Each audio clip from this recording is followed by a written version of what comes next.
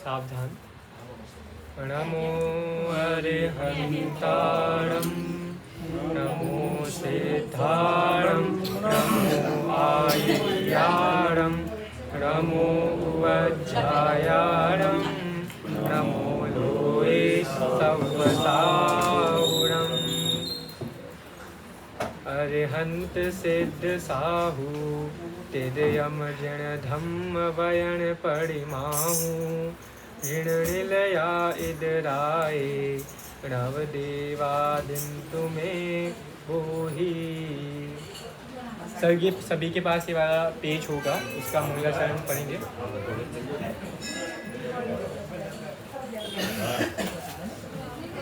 सभी के पास सभी आपने ले लें मंगलाष्टक इसमें सबसे पहला जो छंद है वही पढ़ेंगे। पहला छंद।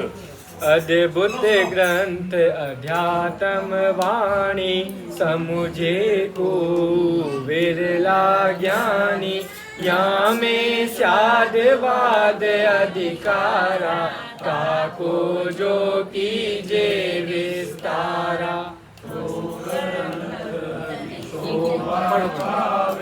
जय मंदिर यहु कलश कहावे तब चित अमृत वचन गढ़ी खोले अमृत चंद्र आचार्य बोले। क्योंकि आज हमारा जैन धर्म का एक महान पर्व दशलक्षण पर्व प्रारंभ हो चुके हैं। क्योंकि ये पर्व जब आते हैं तो सभी जैनियों के अंदर ये भाव जग जाते हैं कि हम भी धर्म करें, क्योंकि जीवन कितना बचा है, हमको भी धर्म करना चाहिए, ऐसे भाव जग जाते हैं। ये दशलक्षण पर्व, ये जैनियों के पर्व जब भी आते हैं, यही पर्व हैं जो हमको औरों से भिन्न बताते हैं। ये पर्व क्यों आते हैं, इसका क्या कारण है, इसमें क्या करना चाहिए, इसकी विशेष व्याख्या शाम के प्रवचन में रहेगी, क्योंकि उसमें हमारा विषय यही है दशलक्षण पर्व। अभी हमारा विषय है नाटक समय सार। समय सार ग्रंथ का नाम तो सभी ने सुना है। आज ऐसा कोई जैनी नहीं होगा जो समय सार से अपरिचित हो। समय सार को सभी जानते हैं, सभी पढ़ते हैं, सुनते हैं, समझते हैं, लेकिन समय सार को वास्तव में कैसे समझना चाहिए, अगर समय सार को समझना है तो पहले नाटक समय सार को समझो। नाटक समय सार आप ऐसा मानिए कि समय सार की ही एक फोटोकॉपी है।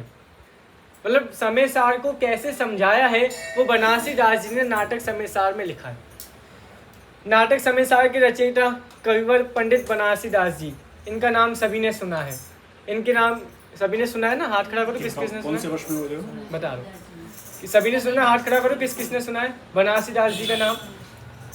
कोई बात नहीं है, बहुत से लोगों ने ही नहीं सुना, कोई बात नहीं, अच्छा है, हम बता पाएंगे। फिर हमारे जैन धर्म को आगे बढ़ाने में अनेकों अनेकों महापुरुषों का हाथ है, अनेकों अनेकों। आप विचार कीजिए, जब 24 तीर्थंकरों की परंपरा चली, भगवान आदिनाथ हुए, उनसे भी पहले 24 तीर्थंकर होते आए हैं और आगे भी होंगे। जब आप ऐसा मानिए, जब आदिनाथ भगवान का समय आया, उसके बाद अजितनाथ, संभवनाथ, ऐसे कर करके महावीर भगवान तक जब नंबर आया, और फिर महावीर भगवान मोक्ष चले गए, उनके बाद क्या होगा? उनके बाद जो 3 अनुबद्ध केवली, कौन कौन से? गौतम स्वामी, जम्बू सुधर्मा स्वामी और जम्बू स्वामी, ये भी मोक्ष चले गए। अब मोक्ष का द्वार बंद, पंचम काल का प्रारंभ हो गया। अब क्या किया जाए? अब जैन धर्म को आगे कैसे बढ़ाएंगे? अब क्या होगा? क्योंकि सभी लोग हैं इनको दबाने के लिए, लेकिन हमको है उठना। कैसे? क्योंकि जैनियों के पास सत्ता भी नहीं थी उस समय, प्रशासन भी नहीं था। क्या किया जाए? और जैन आचार्य ना किसी से लड़ेंगे, ना किसी से वाद विवाद करेंगे। जैनियों की वाणी में अहिंसा है, जैनी किसी से झगड़ा तो करते ही नहीं है। तो क्या किया जाए? फिर जितने भी द्वादशांग का नाम सुना आप लोगों ने? द्वादशांग 12 अंग होते हैं। 12 अंगों के कुछ आचार्य हुए, उसके बाद कुछ 11 अंगों के, फिर 10 अंगों के, फिर 5 अंगों के, फिर 3 अंगों के, 2 अंगों के, 1 अंग के। आप समझिए कैसे कैसे ज्ञान कम होता गया। पंचम काल का प्रारंभ हो गया ना, तो पंचम काल में क्या होगा? ज्ञान की हानि होगी। आज सभी लोग बोलते हैं कि आज साइंस ने कितनी तरक्की की है, दुबई जाओ, सिंगापुर जाओ, लोग कितने आविष्कार कर रहे हैं, हैं, कितने ट्रेन का आविष्कार हो गया, बुलेट ट्रेन का आविष्कार हो गया, कितना आविष्कार हो रहा है। तो ये कैसे कह सकते हैं कि पंचम काल में सब कुछ घटता है? यहाँ तो बढ़ रहा है सब कुछ, सही है ना, यहाँ तो सब कुछ बढ़ रहा है, ये तो उल्टा हो रहा है। बल्कि पंचम काल का नियम है सब कुछ घटना चाहिए, यहाँ तो सब कुछ बढ़ रहा है। बिल्डिंग्स बढ़ रही हैं, पढ़ाई, स्कूल की शिक्षा बढ़ रही है, कितना कुछ बढ़ रहा है। तो ऐसे लोगों से हम कहते हैं ये बढ़ तो अवश्य रहा है लेकिन ज्ञान घट रहा है, ये मुख्य है। इनकी महिमा नहीं है, ज्ञान की महिमा है। ज्ञान घट रहा है लेकिन ज्ञान के ऊपर कोई ध्यान ही नहीं देता, अपने ऊपर कोई ध्यान नहीं देता। तो ठीक है, कोई बात नहीं, इतने अंगों के आचार्य हुए, वो कम होते गए। उसके बाद क्या किया जाए, अब क्या करें? उस समय तक एक अक्षर भी नहीं लिखा गया था जिनवाणी का, उस समय कोई पुस्तक उपलब्ध नहीं थी। अभी तो अन्य साहित्यों में, अन्य दर्शनों में साहित्य लिखे जा चुके थे, लेकिन जैन दर्शन का एक भी साहित्य नहीं लिखा गया था, एक भी। फिर आप सभी को कथा पता ही होगी, धर्षण आचार्य को विकल्प आया कि धीरे धीरे करके ज्ञान कम हो रहा है तो कोई ना कोई साहित्य लिखा जाए। जितनी भी जिनवाणी उपलब्ध है उसको हम लिख दें, ताकि आगे क्या होगा, जीव भूलेंगे तो जिनवाणी को फिर से पढ़ेंगे, फिर से उनको स्मरण में आएगा। बच्चे भी ऐसे ही करते ना, हम सब ने भी ऐसे ही किया है। जब स्कूल में टीचर ने पढ़ाया, घर आए भूल गए, फिर ट्यूशन में जाएंगे, फिर से टीचर रिवीजन करवाएंगे, फिर घर आए भूल गए, फिर रात को सोएंगे, फिर उससे पहले रिवीजन करेंगे। अरे रिवीजन कैसे कर रहे हैं?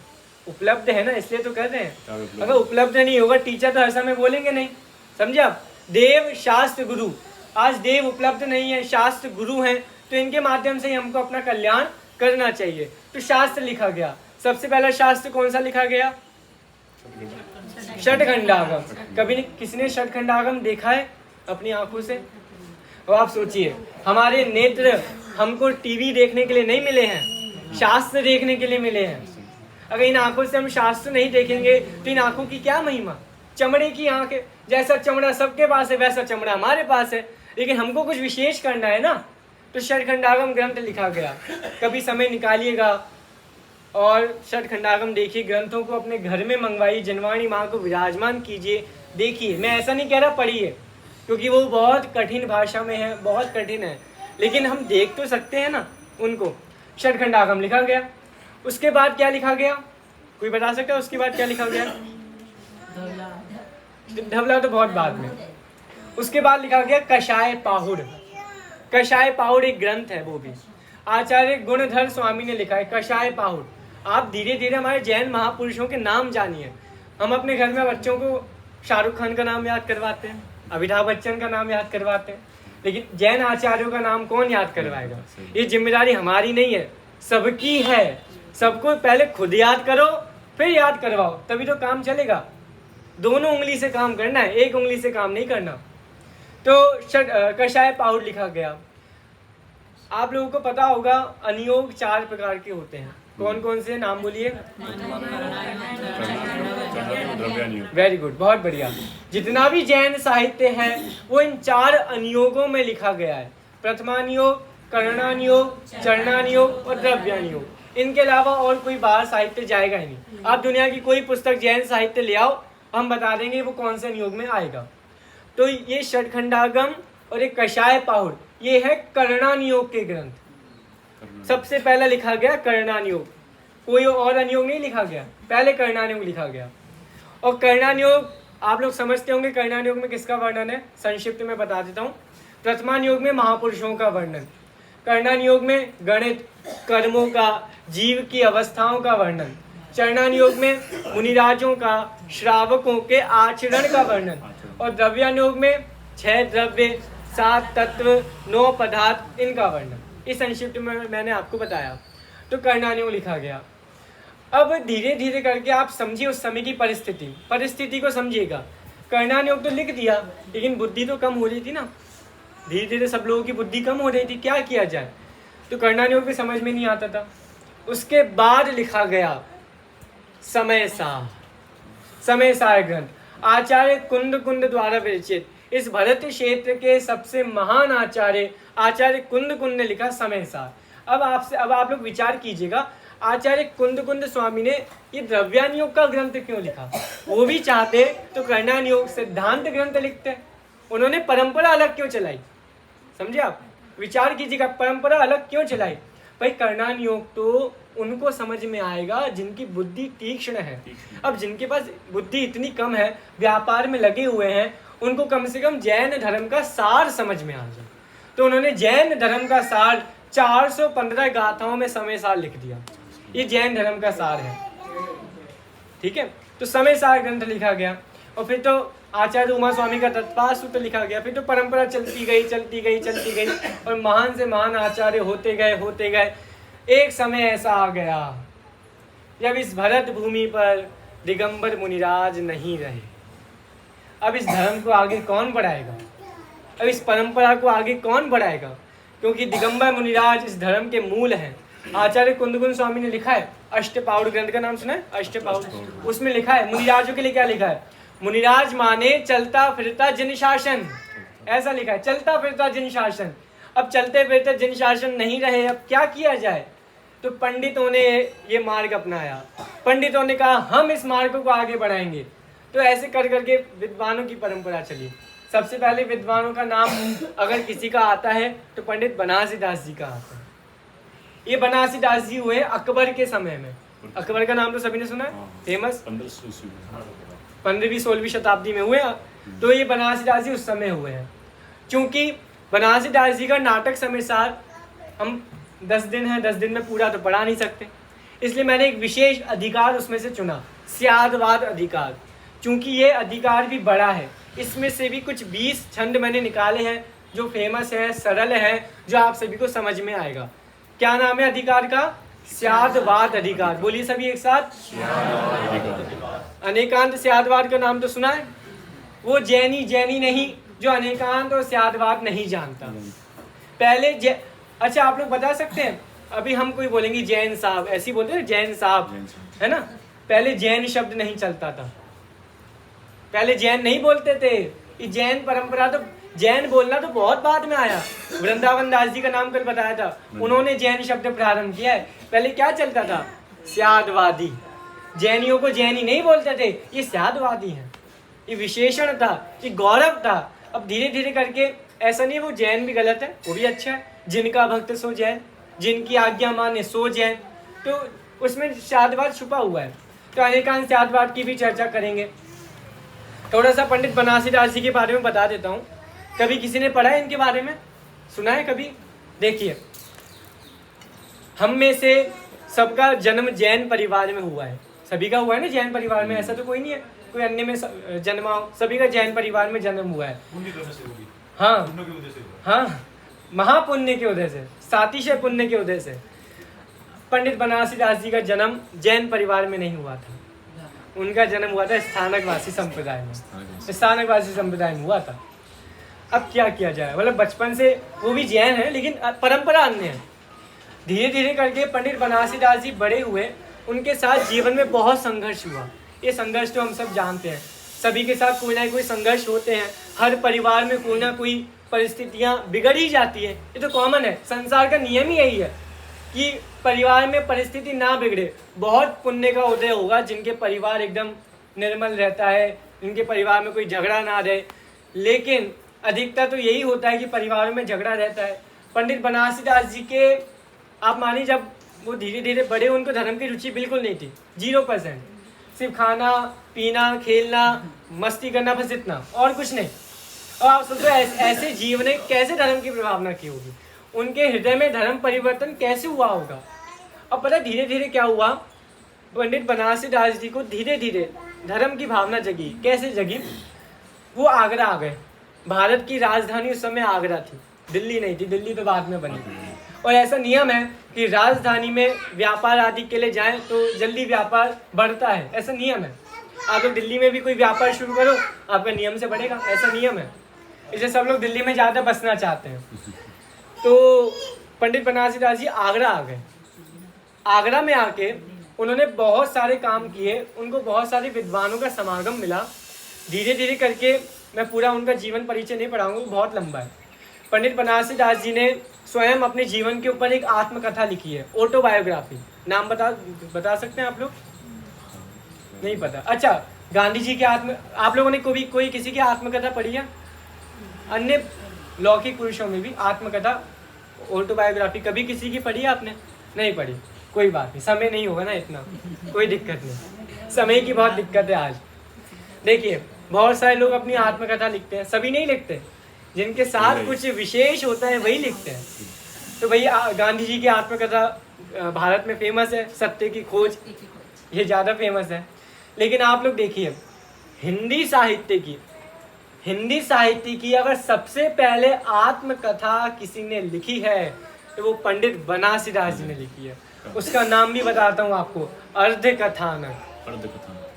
अर्धकथानक। उन्होंने अपने 55 वर्ष का जीवन पूरा व्यतीत हो गया, उसके बाद उन्होंने आत्मकथा लिखी।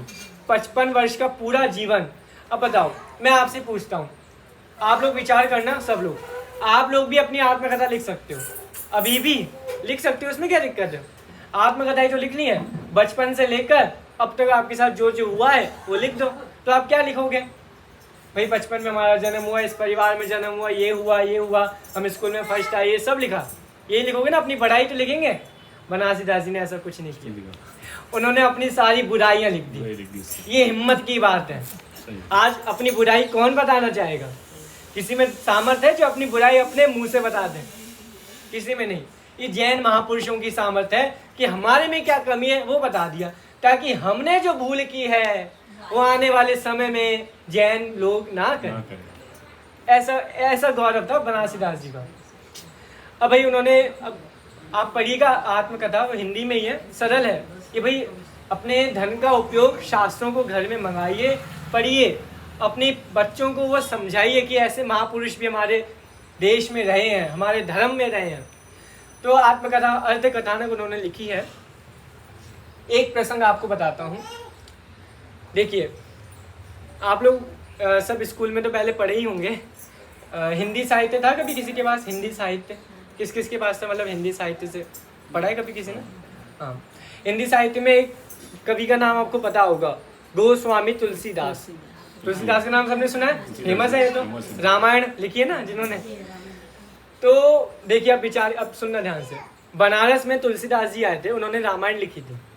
उस समय बनारस में भाग्य से बनारसीदास जी भी थे। तब तुलसीदास जी रामायण लेकर बनारस में आए तो उन्होंने बनारसीदास जी का नाम बहुत सुना था। ये कोई पंडित है, देखा नहीं था, सुना था लोगों से, कोई विशेष विद्वान है। तो उन्होंने क्या किया, एक काम करते हैं, मैंने हिंदी भाषा में जो रामायण लिखी है, मैं एक काम करता हूँ, इनके पास जाता हूँ, इनको देता हूँ, ये चेक करके बताएंगे, अगर कुछ भूल होगी तो हमको बता देंगे। वो ऐसे, उन्होंने ऐसे ही किया। वो बनारसीदास जी का पता उन्होंने लगाया, उनके घर पे गए, उन्होंने कहा कि मैंने ये रामायण लिखी है, हिंदी भाषा में लिखी है, चौपाई छंदों में लिखी है, आप एक काम कीजिए, इसको पढ़िए और इसमें कोई भूल हो तो मेरे को बताइए, मैं सुधारूंगा। अब आप सोचो, बनारसीदास जी कौन थे? जैन। और वो कौन थे? अन्य वाले थे ना। अब बनारसीदास जी क्या करे, झगड़ा तो नहीं कर सकते, भाई मैं नहीं पढ़ सकता। अब जैनों की रामायण अलग है, उनकी रामायण अलग है। फिर भी पंडित बनारसीदास जी की समझदारी देखना आप लोग, वो समझदारी आज पैदा होनी चाहिए। उन्होंने उनका अपमान नहीं किया, उन्होंने कहा ठीक है अवश्य मैं पढ़ूंगा, वो ले लिया। 2-4 दिन बाद वो वापस आए तो पंडित बनारसीदास जी से उन्होंने पूछा कि इसमें आपको क्या भूल लगी, बताओ। अब आप लोग पंडित बनारसीदास जी की जगह अपने आप को रखो, आप क्या बताओगे भूल? आप तो ये बताओगे ये पूरी की पूरी भूल है और क्या है, यही तो बताएंगे। बनारसीदास जी ने कहा नहीं, आपकी, अब सुनना ध्यान से, उन्होंने क्या कहा, आपकी रामायण साहित्यिक दृष्टि से बहुत उच्च है, बहुत प्रसिद्ध होगी, इतिहास में बहुत प्रसिद्ध होगी, लेकिन आध्यात्मिक रामायण अगर समझ में नहीं आई तो इस व्यावहारिक रामायण का कोई फायदा नहीं। उन्होंने एक शब्द जोड़े थे बस, आध्यात्मिक। फिर उन्होंने, तुलसीदास ने पूछा ये आध्यात्मिक रामायण क्या होती है? तो पंडित बनारसीदास जी ने एक भजन बनाकर तुलसीदास को दिया, गिफ्ट दिया ना, हम किसी के घर जाते गिफ्ट देते ना, तो वही उन्होंने दिया तुलसीदास जी को, आध्यात्मिक रामायण। उसकी पहली पंक्ति बोलता हूँ, विराजे रामायण घट माही, विराजे रामायण घट माही। ऐसे ही उसमें बहुत अच्छा छंद है। उसमें उन्होंने एक एक, मतलब हनुमान को, विभीषण को, रावण को, मंदोदरी को, एक एक, मतलब आप मानिए एक एक कैरेक्टर को उन्होंने अध्यात्म से जोड़ा। ये आप कवि की मौलिक सूच देखिए, बुद्धि देखिए, एक एक आप पढ़िएगा। मैं भाई साहब को भेजूंगा आज, आपको ग्रुप पर भेज देंगे, आप लोगों का ग्रुप होगा ना, उसमें मैं भैया भेज देंगे, आप देखना, पढ़ना, आनंद आएगा आपको। और अब आप सोचो, भाई उन्होंने एक गिफ्ट दिया तो तुलसीदास जी को भी गिफ्ट देना चाहिए ना। उन्होंने क्या गिफ्ट दिया होगा, पता है किसी को? उन्होंने पंडित बनारसी दास जी को पार्श्वनाथ भगवान की स्तुति लिख कर दी। वो भी भेजूंगा आपको, आप भेजना। दोनों आज उपलब्ध हैं। आप सोचो, दोनों अन्य अन्य संप्रदाय के, झगड़ा नहीं किया, एक दूसरे की बात सुनी, धैर्य पूर्वक सुनी और प्रेम से दोनों ने अपनी बात कह दी। ये आज ये धैर्य आज चाहिए, आज के ज़माने में। आज बहुत मुश्किल है। पहले लोग लड़ाई नहीं करते थे, लोग ध्यान से समझ पूर्वक एक दूसरे की बात को सुनते थे, फिर अपनी अपनी बातों को रखते थे, ऐसा होता था। लेकिन आज के लोगों को विचार करना चाहिए कि आज हम सभी को धैर्य पूर्वक जिनवाणी सुननी चाहिए, क्योंकि ये समागम जिनवाणी सुनने के लिए मिला है। चलिए, ऐसे तो बीच बीच में बहुत सारे प्रसंग आपको मैं बताता जाऊंगा। ये प्रसंग आप लोगों ने सुना था कभी? नहीं सुना था, कोई बात नहीं। अच्छा लगा आप लोगों को सुनकर? ऐसे बहुत प्रसंग है, आपको सुनाऊंगा। तो देखिए, ये नाटक समेसा, मैं पंडित बनारसी दास जी की कुछ रचनाओं के नाम बताता हूँ। पहली मैंने आपको बताई अर्ध कथानक, ठीक है? पहली कौन सी? अर्ध कथानक। सभी बोलो। अर्ध कथानक। दूसरी है नाटक समेसा। नाटक समेसा। बोलिए सभी। नाटक समेसा। अपने मुंह का उपयोग जिनवाणी के शब्द, जिनवाणी को निकालने में लगाइए। नाटक समेसा, अर्ध कथानक। तीसरा है बनारसी विलास। क्या है? बनारसी विलास। 3 रचना प्रमुख मानी जाती हैं, वो उन्होंने लिखी हैं। बनारसी विलास में उनके भजन वगैरह जो इकट्ठे करके उसका एक संग्रह बना दिया है। अब आते हैं हम नाटक समेसार पर। नाटक समेसार, आपको पता है समेसार ग्रंथ आचार्य कुंदकुंद स्वामी ने लिखा, उसके ऊपर टीकाएं बहुत सारी लिखी गई हैं। बता सकते कोई एक आध टीकाओं के नाम? देखिए, सबसे पहले मैं बताता हूँ, कोशिश कीजिएगा आप लोग कि घर जाकर जो जो हम बताएं उसको आप लिख लेंगे, क्योंकि हमारी बुद्धि इतनी पावरफुल नहीं है कि आपको सब याद रह जाएगा। समझा? हाँ जी। तो जितना आप लोगों को याद रहे उतना लिखिए, अवश्य जाके लिखने की आदत डालिए। देखिए आप लोग सुनिए, आप लोग मैं आपको बताता हूँ। सबसे पहले समेसार ग्रंथ पर यदि कोई टीका लिखी गई है, सबसे पहले तो वो लिखी गई है आचार्य अमृत चंद्र स्वामी की आत्मख्याति। कौन सी? आत्मख्याति। क्या नाम है? आत्मख्याति। कितना प्रसिद्ध आत्मख्याति। टीका का नाम है आत्मख्याति। टीका तो आप जानते हैं ना, मतलब समेसार ग्रंथ लिखा गया, अब वो हमको समझ में नहीं आ रहा तो उसको सरल भाषा में, जो भाषा उस समय चलती है उस भाषा में लिख देना। समझा? वो आत्मख्याति। उसके बाद अगर लिखी गई है तो तात्पर्य वृत्ति आचार्य जयसेन स्वामी की 2 टीका, ये फेमस मानी जाती है। और तीसरे नंबर पर रखो आप आज पंडित बनारसी दास जी की नाटक समेसा। टीकाएं तो बहुत सारी है, कुछ के नाम बता दिए। पांडे राजमल जी ने भी टीका लिखी है। पांडे राजमल जी का नाम सुना है? नहीं सुना होगा। पांडे राजमल जी भी एक जैन धर्म के महापुरुष हुए हैं, उन्होंने भी टीका लिखी, कलश टीका। उसमें उन्होंने मतलब वो बनारसी दास जी से पहले हुए थे, उसमें उन्होंने बहुत विशेष वर्णन किया है। कभी हो तो आप देखिएगा, ग्रंथों को मंगाइएगा। तो नाटक समेसार, समेसार में कितने अधिकार हैं टोटल बताइए? समेसार में टोटल नहीं, 11 अधिकार। समेसार में 11 अधिकार हैं। आप लोगों की भाषा में कहते तो 11 चैप्टर हैं, 11 अध्याय हैं। 11 अध्याय में देखिए, सबसे पहला अध्याय तो पूर्व रंग अधिकार है, मतलब सामान्य बात की है। फिर है जीवा जीव अधिकार, फिर है कर्ता कर्म अधिकार, समझा? फिर है पुण्य पाप अधिकार, फिर ऐसे करके आश्रव अधिकार, बंध अधिकार, संवर अधिकार, मोक्ष अधिकार, सर्व विशुद्ध ज्ञान अधिकार।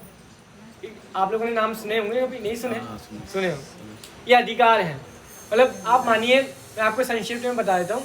पूर्व रंग अधिकार में आचार्य कुंदकुंद स्वामी ने क्या किया? सबसे पहले उन्होंने मंगलाचरण किया। मंगलाचरण आप सभी को याद है समेसार का? किस किस को याद है? मतलब मैं बोलने वाला हूँ इसलिए आप लोग साथ में बोलिएगा, ठीक है? मैं समेसार का मंगलाचरण पहले बोलता हूँ। वंदितु सव सिद्धे ध्रुव मचल मनोवमं गदिम पत्ते वो छामी समय पाहुड मृणमो सुद केवली भणिदम। वो छामी समय पाहुड़, हम बोलते हैं समय सार, वो है वास्तव में समय पाहुड़। कौन सी भाषा में लिखा गया है? प्राकृत भाषा। सबसे प्राचीन भाषा है प्राकृत भाषा। प्राकृत भाषा के बाद आई संस्कृत भाषा, संस्कृत भाषा के बाद आई अपभ्रंश भाषा। अपभ्रंश का नाम सुना है? नहीं सुना? कोई बात नहीं, सुनिए आप लोग, अपभ्रंश भाषा। फिर आई हिंदी भाषा, अपभ्रंश भाषा में से ही निकली है हिंदी भाषा। दिल्ली में एक संस्था है भारतीय ज्ञानपीठ, संस्था का नाम है भारतीय ज्ञानपीठ। ये काम करता है कि वो बहुत सारी पुस्तकों को छपवाते हैं, मतलब जितने भी प्राचीन शास्त्र हैं उनको छपवाते हैं। तो एक पुस्तक छपी है हिंदी साहित्य के जैन विद्वान। क्या नाम है पुस्तक का? हिंदी साहित्य के जैन विद्वान। बोलिए सभी। हिंदी साहित्य के जैन विद्वान। हाँ, वो पुस्तक इतनी मोटी है, ठीक है, और उसकी इतनी मोटी एक पुस्तक है, ऐसे उसके 5 भाग हैं। कितने भाग? 5 भाग। सोचिए कितनी लंबी हो गई होगी ना, विचार कीजिए। और आपसे मैं पूछूं उसमें क्या वर्णन है? उसमें पता है सिर्फ इतना है, हिंदी साहित्य के जैन विद्वान, मतलब हिंदी साहित्य की, हिंदी भाषा के जितने भी जैन विद्वान हुए उनकी लिस्ट है बस। सोचो इतनी मोटी पुस्तक, सिर्फ उनकी लिस्ट। ये तो मैंने सिर्फ हिंदी भाषा की बोला है, प्राकृत भाषा की भी पुस्तक छपी है, अपभ्रंश भाषा की भी पुस्तक छपी है। जैन महापुरुषों की कमी नहीं है, जीवन निकल जाएगा जैन महापुरुषों के बारे में जानते जानते। ऐसे तो आप लोग, मतलब अब आप सोचिए साल में कितने दिन होते हैं? होते हैं ना। अब एक दिन भी एक एक विद्वान का परिचय पढ़ेंगे, उनका नाम याद रखेंगे, तो साल में 365 नाम याद हो जाएंगे, नहीं हो जाएंगे?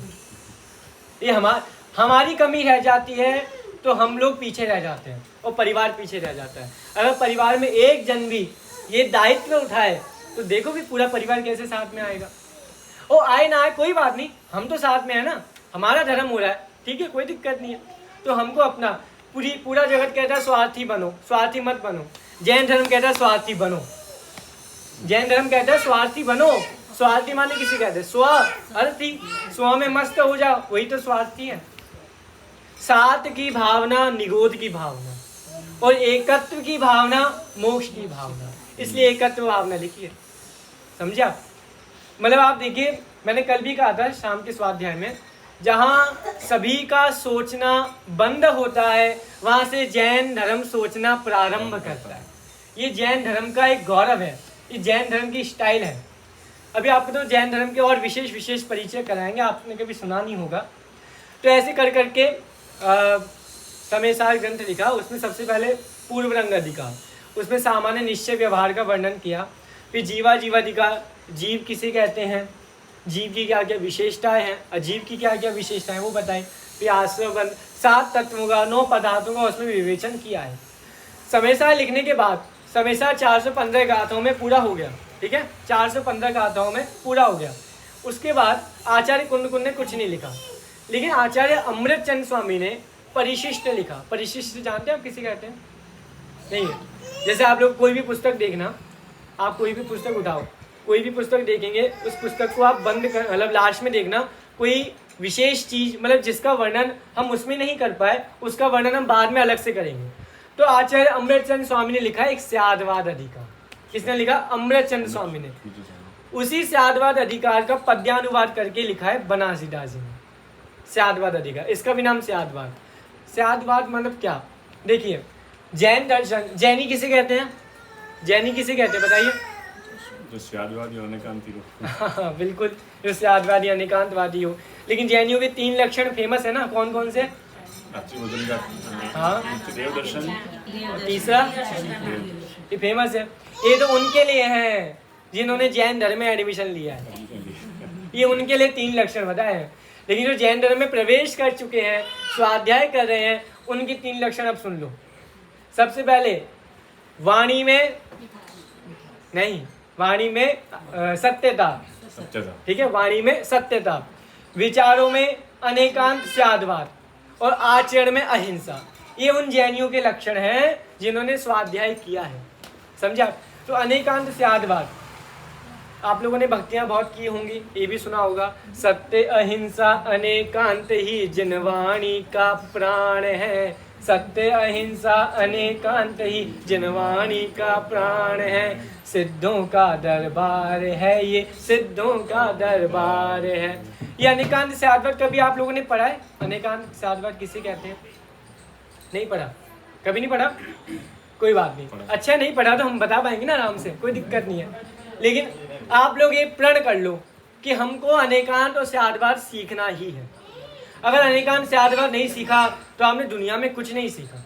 दुनिया की जितनी पढ़ाई है, इकोनॉमिक्स, इंजीनियरिंग, डॉक्टर, वकील, वकालत, सब कुछ अनेकांत स्याद्वाद में आ जाता है, कुछ भी नहीं छूटा। अनेकांत स्याद्वाद सीखना है। आप लोग प्रण करेंगे तो आप लोग सीख पाएंगे।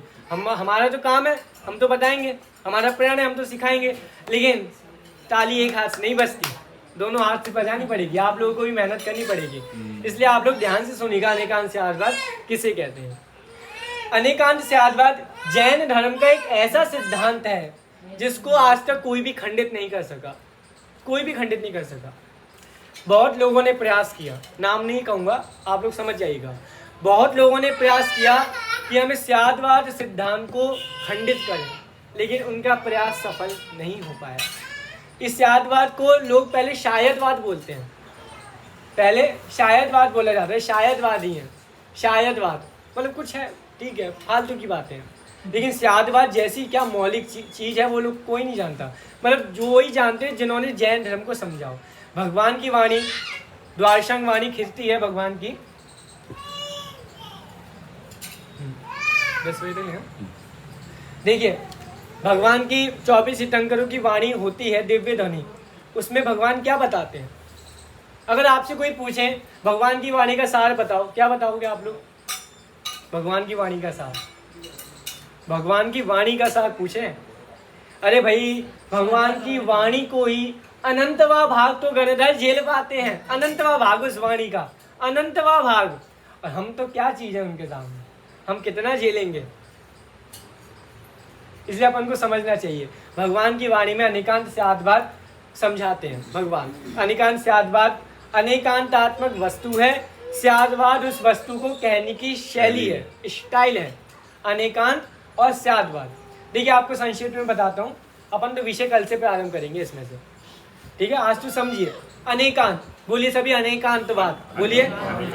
दूसरा बोलिए स्याद्वाद, ठीक है, स्याद्वाद नहीं स्याद्वाद, सा लगाना है अपन को, स्याद्वाद तो शायदवाद बन जाएगा बाद में, स्याद्वाद, ठीक है। अनेकांतवाद और स्याद्वाद, आप लोगों को लगता होगा ये अनेकांतवाद स्याद्वाद ये पर्यायवाची शब्द है, लगनी ना नाम सुनकर आप लोगों को, पर्यायवाची जानते ना, किसी कहते हैं सूरज, रवि, दिनकर, भानु, हाँ समानार्थक। तो अनेकांतवाद और स्याद्वाद समानार्थक लग रहे हैं हमको, तो ऐसा लग रहा होगा ना।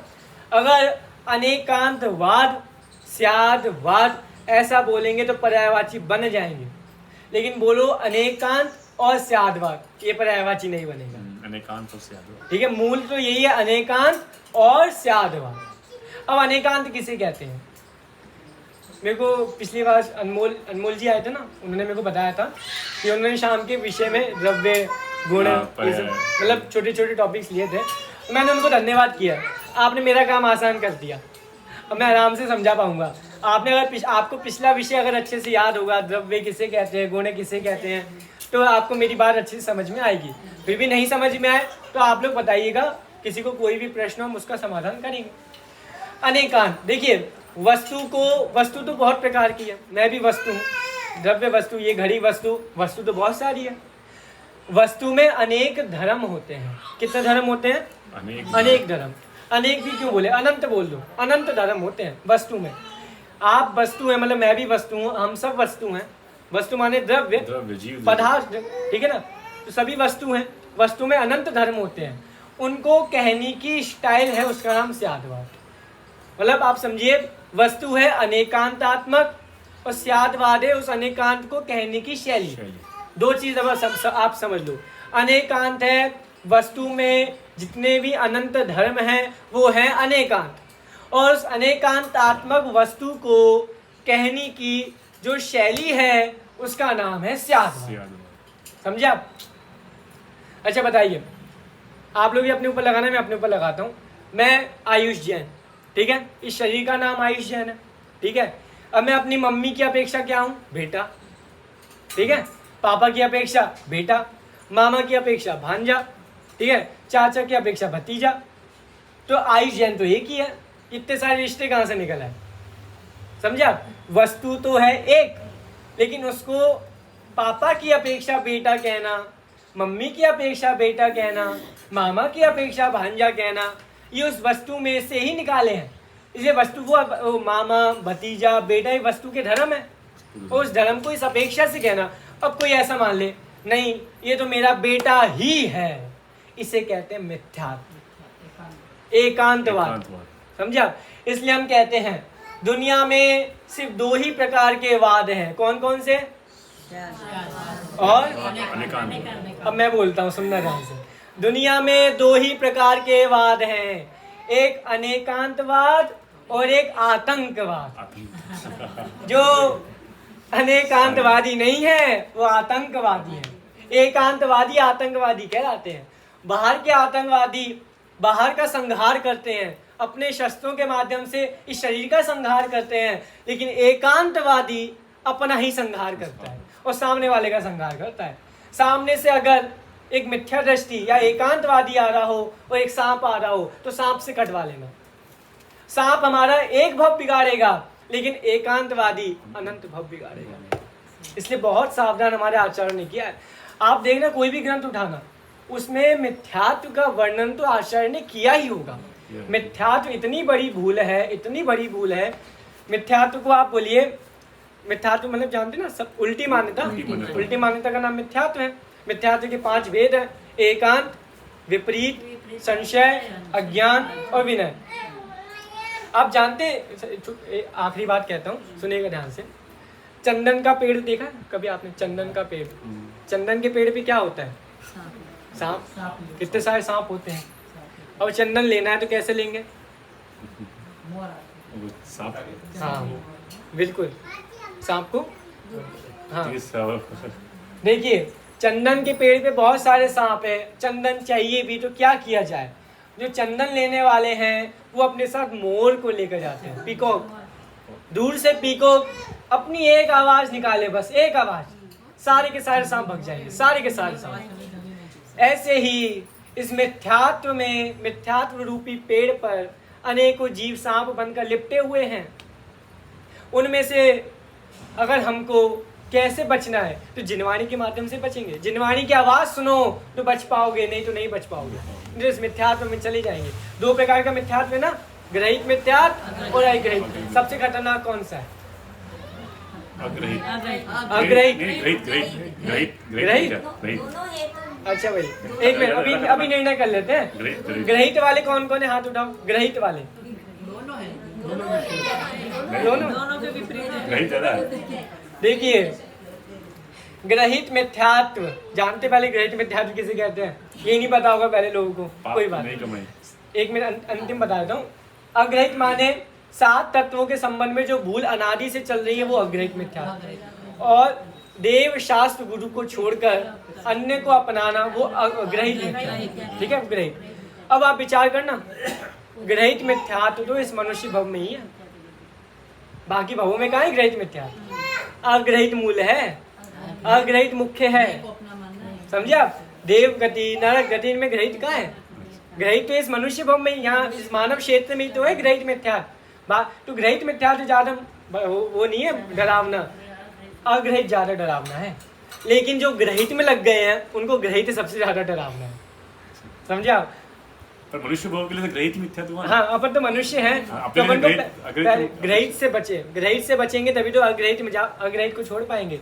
ये तो अग्रहित को छोड़े, अग्रहित को तो वही छोड़ते हैं जिन्होंने पहले ग्रहित को छोड़ा। समझा? तो इतनी सारी बातें हैं, अनेकांत स्याद्वाद। इस 10 लक्षण पर्व वही सार्थक होगा जब हमको सम्यक दर्शन की प्राप्ति होगी। ये तो कितने 10 लक्षण बना लिए, अनादि से बना ही रहे हैं, आगे भी मनाते जाएंगे, लेकिन अच्छे से नहीं समझेंगे तो भाई मनुष्य भव ऐसे चला जाएगा, कुछ भी हाथ में नहीं आएगा।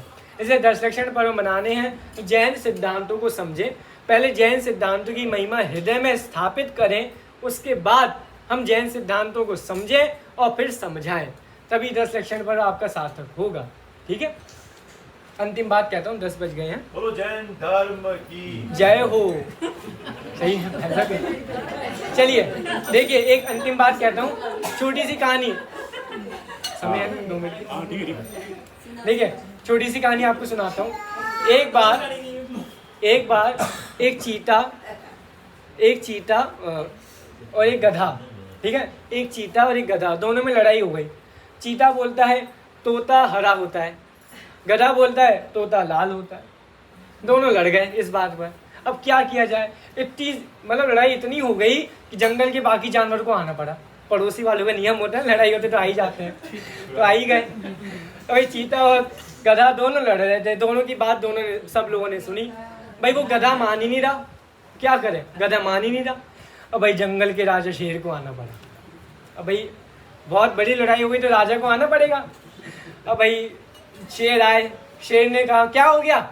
मैंने कहा चीता ऐसा बोला कि तोता हरा होता है, गधा बोला है तोता लाल होता है, ऐसा बोल रहे थे दोनों। तो भाई शेर ने कहा ठीक है, कोई दिक्कत नहीं। शेर ने कहा सैनिकों जल्दी आओ और इस चीते को जेल में बंद करो। चीते को जेल में बंद कर दिया। जानवर, बाकी जानवर तो क्या करे, शेर पागल हुए हैं क्या, राजा क्या कर रहे हैं भाई, क्या किया आपने। भाई इसकी भूल है, इसने गधे से लड़ाई क्यों की, गधे तो गधे ही होते हैं, तुम मानते कहाँ हैं। तो हमको मूर्खों से बचना है, सही। आज का जमाना वाद विवाद का नहीं है। विचार करो, वाद विवाद करोगे तो रक्षाबंधन जैसी कहानियां हर बार होने लगेंगी, समझिया। वाद विवाद नहीं करना। वाद, जैन धर्म, पहले के जैन आचार्य वाद विवाद नहीं करते थे, वो तो उन्होंने तो वाद विवाद का खंडन किया है। वाद विवाद मत करो। जैन आचार्य तो खंडन का भी खंडन करते हैं, आपको बताऊंगा आगे आगे बहुत सी नई बातें। तो अपन को बचना है, हमको वाद विवाद नहीं करना। हम तो स्वयं अपना धर्म अपनाए, जिन सिद्धांतों को समझे, तभी हमारा मनुष्य भाव सार्थक होगा। अभी हमारे पास बहुत दिन है अनेकांत स्यादवाद को समझने के लिए। धीरे धीरे इन छंदों के माध्यम से अनेकांत स्यादवाद समझेंगे। कोशिश कीजिएगा। आप लोगों से बस मेरा इतना निवेदन है कि आप घर पे जाके थोड़ा समय निकालकर आपको जितना भी आपको दिमाग में हो, जितना भी आपने सुना हो, जितना भी आपको स्मरण हो, वो लिखिएगा। लिखने के बिना आपको मतलब आप समझिए वो सार्थक नहीं है। लिखिएगा। लिखने की आदत नहीं हो तो अगर आप 2 लाइन भी लिख रहे हैं तो वो आपकी असली अमानत है, 2 लाइन। इसलिए आप लोग लिखिएगा, लिखना मूल है, ठीक है। और अपने पास तो दिन बहुत है, अपन चर्चा करेंगे। शाम को योगसार ग्रंथ और 10 लक्षण पर्व, इनके ऊपर हम चर्चा करेंगे। तो योगसार ग्रंथ अगर किसी के पास हो तो ले आइएगा, नहीं हो तो हम तो चर्चा करेंगे। अभी की वाणी में यही विराम देता हूँ।